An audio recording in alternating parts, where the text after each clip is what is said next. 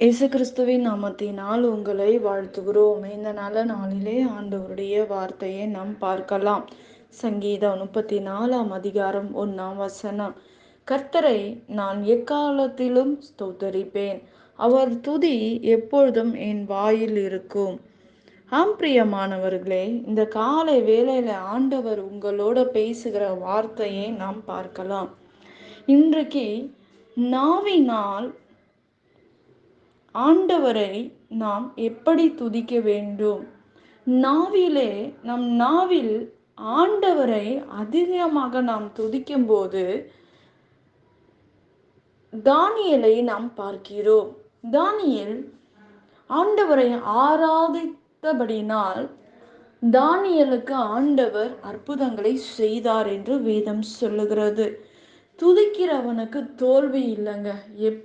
எப்பேற்பட்ட சூழ்நிலையா இருந்தா கூட நீங்க துதிச்சு பாருங்க, ஆண்டவரை ஆராதிங்க. நாம் கடந்து வருகிற கடினமான நாட்களை குறித்து ஒவ்வொரு நாளும் நாம் முறுமுறுக்கிறோம். இந்த காரியம் இப்படி நடக்குது, இந்த காரியம் இப்படி நடந்து கொண்டு இருக்கிறது என்று நாம் சொல்லுகிறோம்.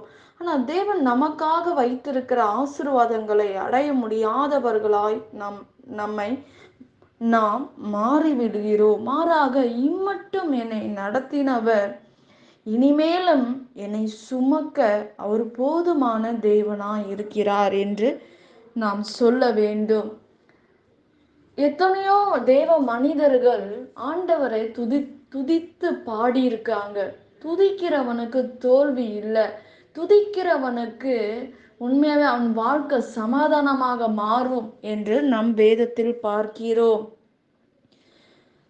சாத்ராக், மேஷாக், ஆபேத்நேகோ என்பவர்களை அந்த சிங்க கெபியிலே போடும்போது அவர்கள் துதித்தார்கள். அந்த எரிகிற அக்கினியினால அவர்கள் வீசப்படும் போது ஆண்டவரை துதித்தார்கள். சிங்கம் போன்ற காரியங்களை கர்த்தர் கட்டி போட்டு அந்த வாயை கட்டினார். தேவ ஆவியானவர் அவர்களை சுற்றி உலாவி வந்தார் என்று வேதம் சொல்லுகிறது. இன்றைக்கு நம்முடைய வாழ்க்கையில் துதிக்கும் போது நம்மை சுத்தி இருக்கிற நம்முடைய பொல்லாத காரியங்கள், வனாந்தரமான ஒரு வாழ்க்கை, நெருக்கமான ஒரு வாழ்க்கையில நீங்க இருக்கும்போது, நீங்க ஆண்டவரை துதிக்கும் போது நம்மை சுற்றி இருக்கிற காரியங்களாம் கட்டப்படும். நம்மை விட்டு முதலாவது ஆண்டவருடைய வல்லமை நம் சரீரத்தில் இறங்குகிறதை நாம் பார்க்கிறோம். இருதயத்தில் ஒரு சமாதானத்தை நாம் உணர்கிறோம். நம்மை சுற்றி இருக்கிற காரியங்கள் நம்மை விட்டு விலகி போய்கொண்டு இருக்கிறதையும் நம் கண்கள் காணும் என்று வேதம் சொல்லுகிறது. இன்றைக்கு சிங்கத்தினுடைய வாயை தேவன் கட்டினார். அதே போல நம்மளுடைய வாழ்க்கையிலும் நன்மைகளை திருடி கொண்டிருக்கிற மனிதர்கள் பிசாசின் வாயை ஆண்டவர் கட்டினது போல நம்ம கூட இருக்கிற காரியங்கள் கட்டப்படுகிறதை நாம் பார்க்கிறோம்.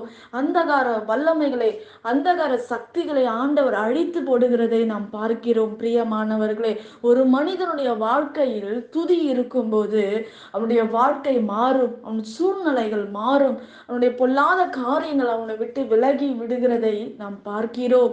அவனுக்குள்ளாக ஒரு சமாதானம், வீட்டுக்குள்ளாக ஒரு சமாதானம் வருகிறதை நாம் பார்க்கிறோம். பிரியமானவர்களே, இம்மட்டும் என்னை நடத்தினவர் இனிமேலும் என்னை நடத்துவார், என்னை தாங்குவார் என்று வேதம் சொல்லுகிறது.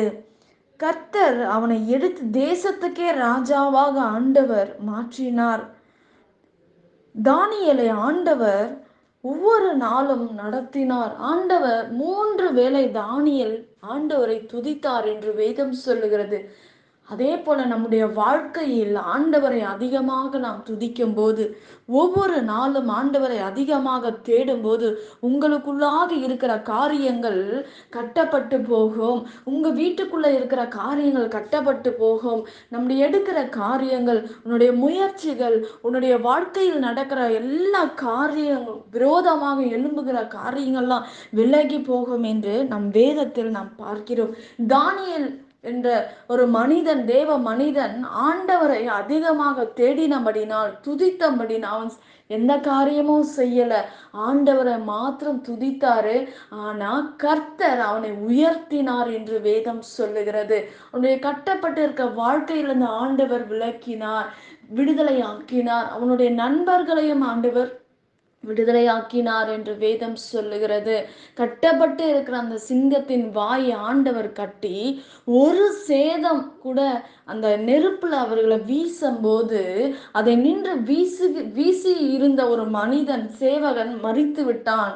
ஆனால் அந்த கெபியில இருந்த ஆண்டவர் அவர்களை ஒரு சேதம் கூட இல்லாதபடி அவர்களை பாதுகாத்தார், அற்புதங்களை செய்தார். அவர்களை வெளியே அந்த சிறையிருப்புல இருந்து வெளியே கொண்டு வந்து அவர்களை ஆசீர்வதித்தார் என்று வேதத்தில் நாம் பார்க்கிறோம். பிரியமானவர்களே, இன்றைக்கு நம்முடைய வாழ்க்கையில் நம்மால் எந்த காரியம் வேணும் என்றால் நாம் செய்ய முடியும். ஆனால் ஒரு மனிதன் ஜெபிக்க முடியாது.